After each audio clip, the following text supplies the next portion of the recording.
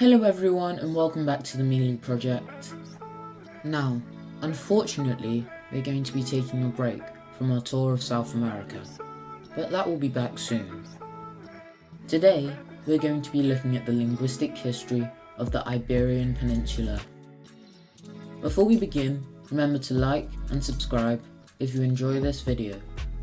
We also have a subreddit now, if anyone's interested. So anyway, let's begin.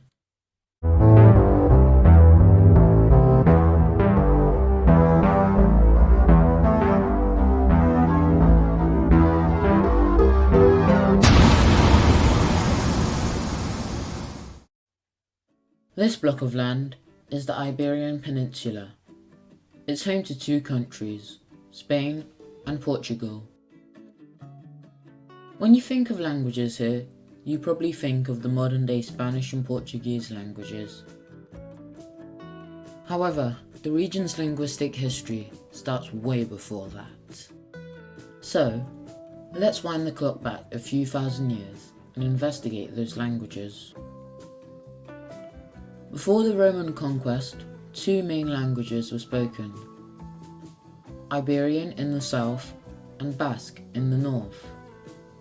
Now I've covered the Basque language in the past, so go and check this video out for a quick guide on that. But the Iberian language is more intriguing because of the lack of records archaeologists and linguists have been able to unearth. Although it could be part of any language family, it's definitely not Indo-European. However, even though you might be able to see some noticeable parallels with Basque, we can't put it in the Vasconic language family due to lack of evidence. Instead, we classify it as Paleo-Hispanic, a group which shows geographic, not genetic proximity between languages. So what features did this language have? Well, firstly, the language uses the Iberian alphabet. It's a bit like a syllabary, but this only applies to the plosives. All the other graphemes represent single sounds, and for this reason it's often called a semi-syllabary. Even though the script was used 90% of the time, some other scripts, like this one inspired by Greek, were used. Now let's look at the phonology. These were the consonants and these were the vowels. It has also been theorized that there was a nasal vowel, but that's just speculation. Iberian had diphthongs like these. However, it didn't have any semivowels, and any found in inscriptions are a result of loanwords. The language shares some clear similarities with the Basque language, like here with the genitive markers and here with the plural marking.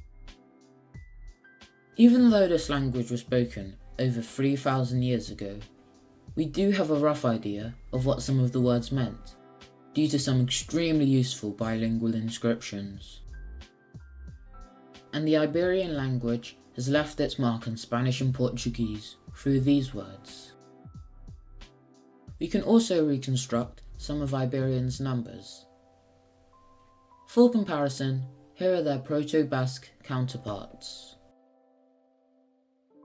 The next people who migrated to the Iberian Peninsula were the Celts. However, instead of fully conquering the neighbouring Iberian settlements, they lived in relative harmony with the neighbouring Iberian peoples, thus creating the Celt-Iberian language, a mix between Celtic and Iberian. These are the consonants, which all seem very similar to Proto-Celtic. I suppose, though, that differences between Celt-Iberian and the other Celtic languages would arise in phonotactics, syllable structure, and grammar, instead of phonology. And these were the vowels. There were 5 short vowels and 4 long vowels.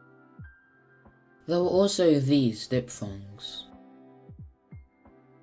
In terms of morphology, all we really know is that it had these cases. Here's an example of how the noun arsna, meaning apart or share, was declined. Here's a short excerpt from a Celt-Iberian inscription. It was originally written in an Iberian script, but here's the transliteration. Currently, linguists can't agree on a unified translation for the text, but we do know what some words mean. Anyway, if you're a speaker of a Celtic language, or have studied one of them, please let me know down in the comments below how you'd translate this. Technically, the next immigration was with the Romans. However, I've already covered them in this video, and I'll be doing a video on Latin's impact on Spanish and Portuguese in the upcoming weeks. So instead, we'll move on to the Visigoths. The Visigoths were a Germanic people who, under King Alaric, travelled all the way across Europe to Spain. The Visigoths spoke a dialect of the Gothic language, which, unlike English, German and Dutch, was an Eastern Germanic language. In Portugal, a similar Gothic-speaking group called the Suevi also invaded, but their lands were soon annexed by the Visigoths. The Gothic language was actually spoken throughout Italy and Eastern Europe, and it's actually quite well documented. It even had its own variation of the Latin alphabets. These were the sounds in Gothic, most of which coincide with other Germanic languages. Although, it is worth noting that Gothic was a lot more conservative in both its sound changes and grammar than most West Germanic languages. One interesting thing about the Gothic language is that it kept its thematic verb conjugations, something which was also done by Latin and Ancient Greek. It also kept a fairly robust declension system. However, although some words from Gothic have been adopted into Spanish and Portuguese, Gothic has actually had little impact on the languages today, due to the fact that the Visigoths adopted Latin soon after invading the peninsula. That being said, their presence prevented external contact with the then collapsing Roman Empire, which arguably had a greater impact on Spanish and Portuguese. The final group of people to invade were the Moors, an Arabic-speaking group who came from North Africa. After defeating the Visigoths' king, Roderick, they conquered most of the southern portion of the Iberian Peninsula. Now their presence mainly brought about lexical changes, although they did share a few grammatical features. The first was the verb-subject-object word order. Whilst French and Italian are fairly strict with their word order, Spanish actually has a variety of word orders, which are used to make small changes to the meaning of a sentence.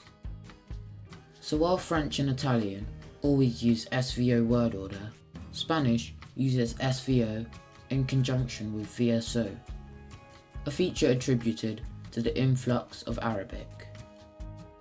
Spanish also has the suffix e, which turns nouns into adjectives, like in these examples.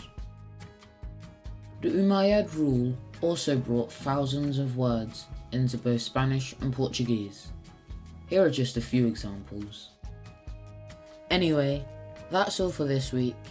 If you enjoyed this video, please don't forget to like, subscribe, join our subreddit, and tune in next week for our video in French.